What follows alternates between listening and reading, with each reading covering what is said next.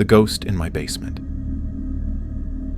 The first time I sensed something was wrong in my basement was shortly after I moved into my new home. It was an old house, with creaky floors and dimly lit hallways, but it had a charm that I found irresistible. However, the basement had always given me an uneasy feeling. It was cold and dark, with a musty smell that seemed to cling to everything. One evening, I was unpacking some boxes in the basement when I heard a faint whisper. I stopped and listened, but the sound was gone. I shrugged it off, thinking it was just my imagination. But as the days went by, the whispers became more frequent, and I started hearing footsteps and soft, ghostly murmurs. One night, as I was doing laundry, I saw her. She was a young woman, dressed in a tattered white gown with long, disheveled hair that obscured her face. She was standing in the corner of the basement, staring at me with hollow, sorrowful eyes. I blinked, and she was gone. Shaken, I ran upstairs and decided to avoid the basement as much as possible. But it wasn't long before the activity intensified. Objects would move on their own, lights would flicker, and I would hear her whispering my name. I knew I had to do something, so I reached out to a local paranormal investigator. The investigator arrived a few days later, armed with various equipment to detect and communicate with spirits. As we descended into the basement, the air grew colder, and the atmosphere became heavy with anticipation. The investigator set up cameras and audio recorders, and we began the session. "Is there anyone here with us?" the investigator asked, holding a digital recorder. For a few moments there was silence. Then a faint voice crackled through the recorder. "Help me." "Why are you here?" the investigator continued. "Trapped. Alone," the voice responded. The investigator explained that the spirit was likely a lost soul, unable to move on due to unfinished business or a traumatic death. She performed a cleansing ritual, urging the spirit to find peace and move towards the light.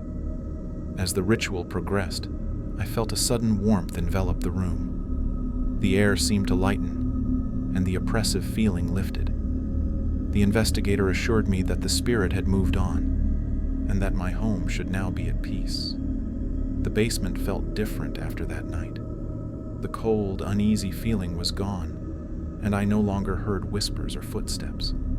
I continued to use the basement for storage and laundry, and I never saw the ghostly woman again. However, I often think about her, wondering what had happened to trap her in my home, and hoping that she finally found the peace she deserved.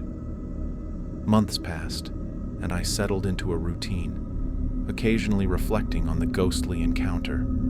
One day, while cleaning out an old trunk I had found in the basement, I discovered a collection of letters. They were written by a woman named Emily, who had lived in the house during the early 1900s.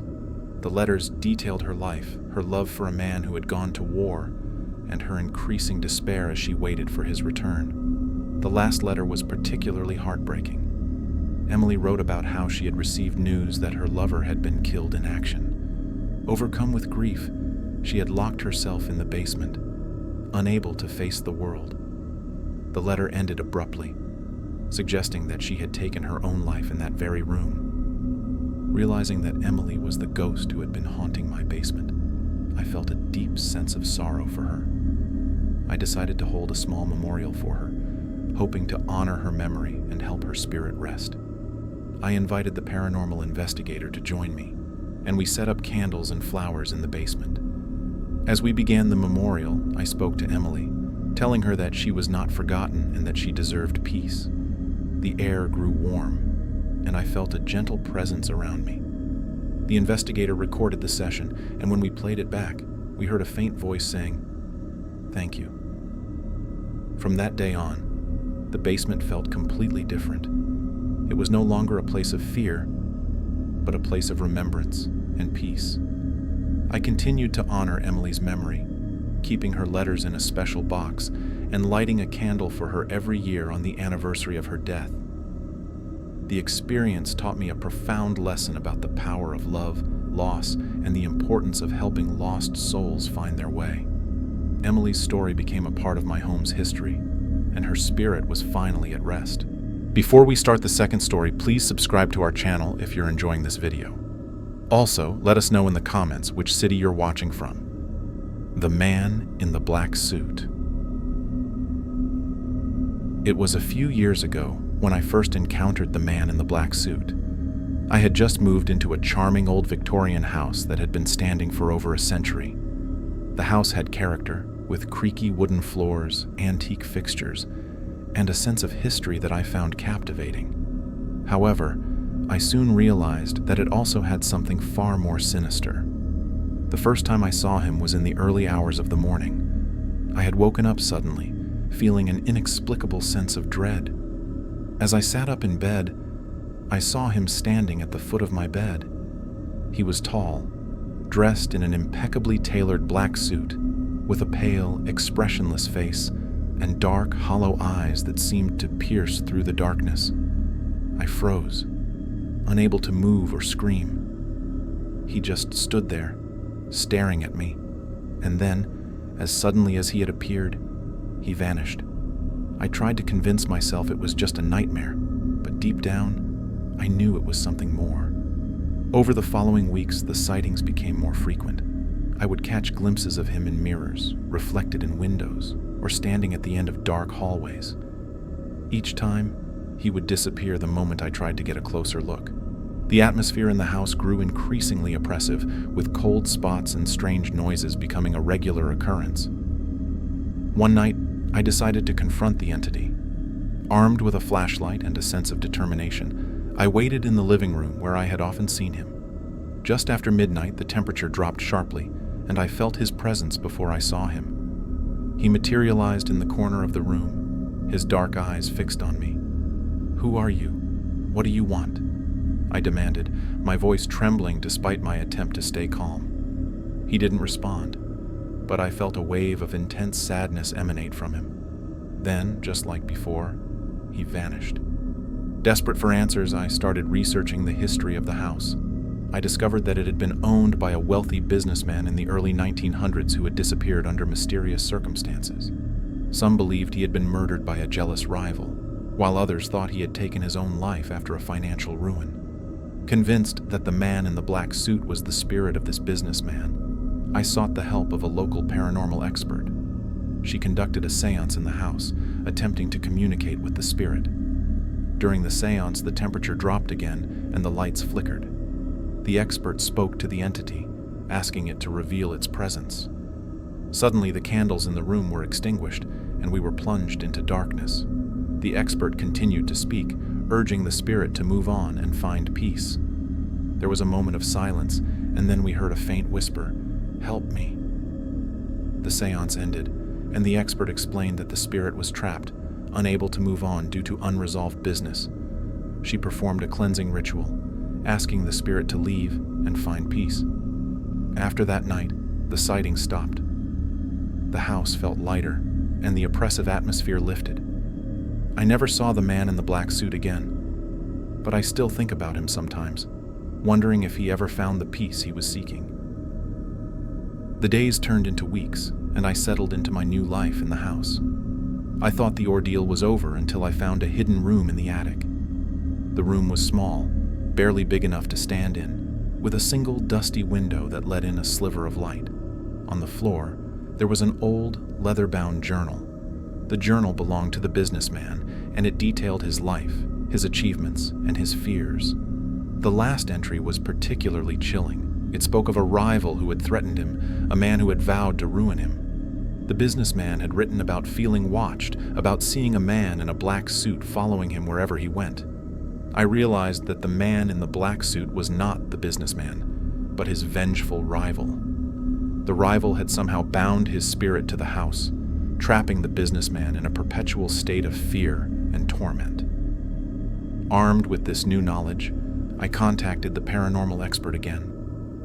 We held another seance, this time in the hidden room. As the expert began the ritual, the temperature plummeted, and the air grew thick with tension. The spirit of the businessman appeared, looking more anguished than ever.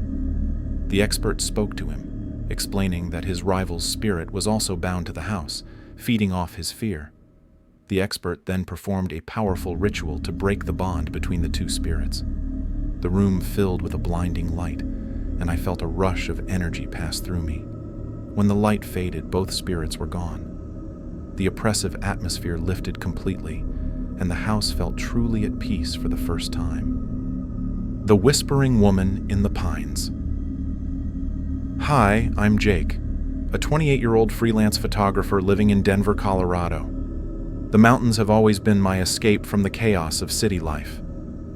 Growing up, my parents would take me on camping trips to various national parks, and I developed a deep love for the outdoors. This summer, I decided to take a solo camping trip to Rocky Mountain National Park, a place that holds many fond memories from my childhood. I planned the trip meticulously, making sure I had all the necessary gear and supplies. I wanted this trip to be perfect, a chance to reconnect with nature and get some great shots for my portfolio. I chose a remote campsite, far from the crowded areas, to ensure I had the peace and solitude I was craving. I set out early on a Friday morning, the drive from Denver to the park taking about 2 hours. The weather was perfect, with clear skies and a gentle breeze. I arrived at the park, parked my car, and began the hike to my chosen campsite. The trail was familiar, having hiked it several times before, but this time felt different. There was a sense of anticipation in the air, as if something extraordinary was about to happen. After a few hours of hiking, I reached the campsite. It was a beautiful spot, nestled among tall pines with a clear view of the mountains. I set up my tent, gathered some firewood, and spent the afternoon exploring the area, taking photos of the stunning scenery. As the sun began to set, casting a warm glow over the landscape, I returned to the campsite and started a fire. The evening was peaceful. I cooked dinner over the fire and enjoyed the tranquility of the forest. As night fell, I sat by the fire, sipping on a cup of hot chocolate and staring up at the stars. The sky was clear and the Milky Way stretched across it like a ribbon of light. It was around midnight when I decided to call it a night. I put out the fire, crawled into my tent, and quickly fell asleep. I woke up suddenly in the middle of the night. At first, I couldn't figure out what had disturbed my sleep. The forest was silent, with only the occasional rustle of leaves breaking the stillness. I checked my watch. It was 2:17 a.m. I lay there for a few moments trying to fall back asleep, but something felt off. There was a strange heaviness in the air, an oppressive silence that made me uneasy. I sat up and looked around the tent. Everything seemed normal, but I couldn't shake the feeling that something was wrong. I grabbed my flashlight and unzipped the tent, peeking outside. The beam of light cut through the darkness, illuminating the trees and the empty campsite. There was no one there. I stepped out of the tent, my flashlight in one hand and my heart pounding in my chest. The night was eerily quiet, with no sounds of animals or insects. I walked around the campsite, scanning the area for any signs of movement. The forest was still, the only sound my own footsteps crunching on the ground. As I turned to head back to the tent, I heard it, a faint whisper, barely audible, but distinctly human. My heart skipped a beat. I strained to listen, but the whispering had stopped. I told myself it was just the wind, that my mind was playing tricks on me. But then I heard it again, this time louder and more insistent. "Help me!" The voice was soft, almost pleading. It sent chills down my spine. I shined my flashlight around, trying to find the source of the voice. But there was no one there. The forest was empty, silent. I wanted to call out, to ask if someone needed help, but my voice caught in my throat. Suddenly, I saw a figure standing at the edge of the clearing, just beyond the reach of my flashlight. It was a woman, her long hair hanging down in front of her face, and she was dressed in what looked like an old-fashioned dress. She didn't move, just stood there watching me. Frozen with fear, I stared at the figure, unable to look away. The woman raised her arm and pointed towards the forest. The gesture was slow and deliberate, and as her arm extended, the whispering returned, louder and more urgent. "Help me!" Before I could react, the figure vanished, dissolving into the shadows. I stood there trembling, my flashlight shaking in my hand. I had no idea what I had just witnessed, but I knew it wasn't something natural. I hurried back to the tent, zipped it up, and sat there in the dark, clutching the flashlight and trying to calm my racing heart. I didn't sleep for the rest of the night. I sat in the tent, listening to every sound, every rustle of leaves.